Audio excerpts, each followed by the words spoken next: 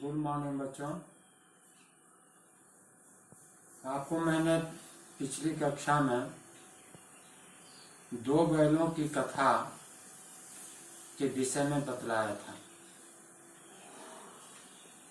दो बैलों की कथा के लेखक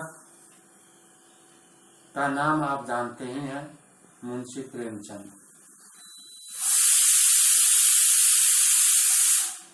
तो आगे हम इसे 4 भागों में बांटा है।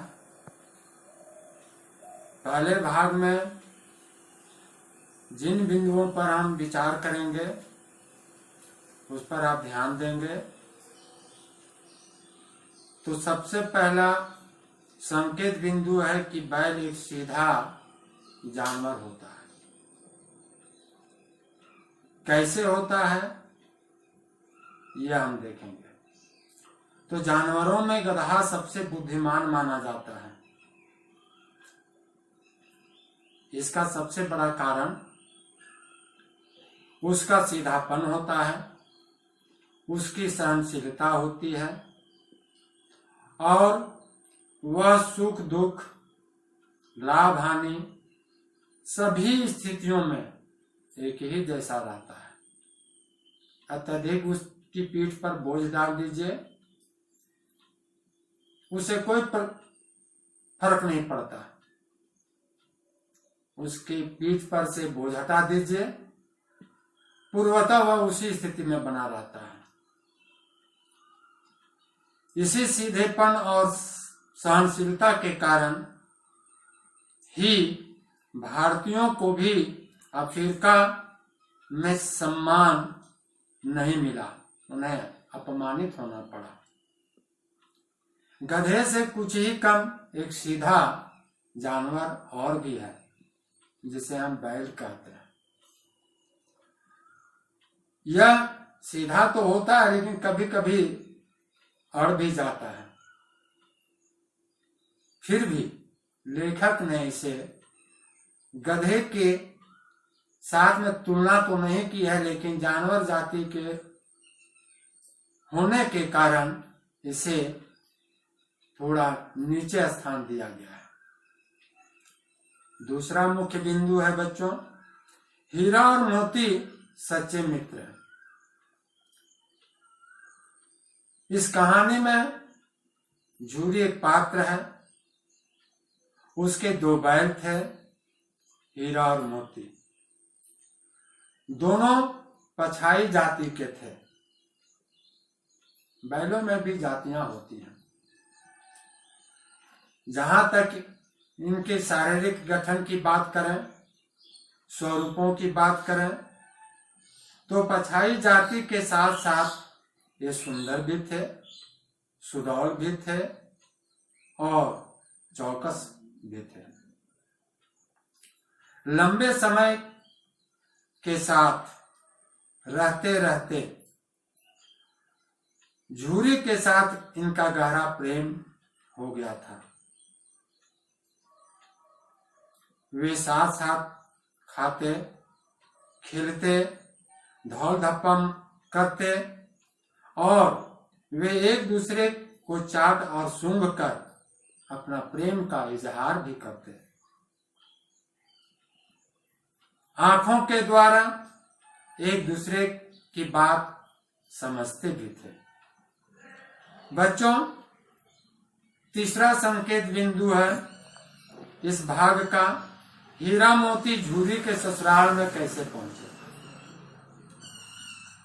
संजोग कहिए या कुसंजोग कहिए। एक बार दोनों बैलों को झूरी ने अपने ससुराल भेज दिया। बेचारे बैल तो बेचारे ही थे, मालिक ने हमें बेच दिया, ऐसा उन दोनों बैलों ने सोचा। अतः वे अड़ गए। झूरी का साला उन्हें आगे ढकेलता, लेकिन ये 2 बैल पीछे की ओर जोर मारते। मुश्किल से वे झूरी के ससुराल पहुंच गए। संध्या काल के समय में उन्हें स्थान पर बांध दिया गया। नई जगह थी, वहां उनका मन नहीं लगता था। चारे भी मुंह में न डाले। नया घर उन्हें बेगाना सा लगता था। इस भाग का चौथा और अंतिम संकेत बिंदु है बच्चों कि बैल वापस झूरी के घर कैसे पहुंचे। इसके विषय में सुनिए। रात को दोनों बैलों ने कनखियों से एक दूसरे को देखा, आंखों से देखा। चुपचाप सलाह मशविरा भी उन्होंने किया और रस्सी तोड़कर झूरी के घर चल पड़े। झूरी ने सुबह अपने दोनों बैलों को देखा तो गदगद हो गया, प्रसन्न हो गया, खुश हो गया। बैलों की आंखों में विद्रोह भी था, लेकिन झूरी के प्रति प्रेम भी था। गांव के बच्चे उन दो बैलों को देखने के लिए उपस्थित हुए। तालियां बजाकर उन दो बैलों का स्वागत उन बच्चों ने किया। हाँ, पत्नी, झूरी की पत्नी थोड़ी क्रोधित हो गई, क्योंकि उसके भाई के घर से ये दोनों बैल भाग कर करके झूरी के पास चले आए थे। कुछ अपशब्द भी उसने कहा, यानी झूरी की पत्नी ने। गुस्सा जब होता है तो लोग अपशब्द भी मुख से बाहर निकालते हैं, जैसा कि झूरी की पत्नी ने किया। खैर, जो भी हो, इस कहानी में आप देखेंगे कि बैल चारा खाने लगे। झूरी ने नौकर को चारे में खरी डालने को कहा, लेकिन झूरी की पत्नी के डर से नौकर ने कुछ नहीं कहा, न किया। अंततः झूरी स्वयं किया। और इस तरह से हम देखते हैं बच्चों कि प्रथम भाग में ये 4 मुख्य बिंदु हैं। इसके आधार पर आपको प्रश्न दिए गए हैं, आप इसका प्रश्नोत्तर करेंगे। द्वितीय भाग के साथ मैं पुनः अगली कक्षा में उपस्थित रहूंगा। धन्यवाद।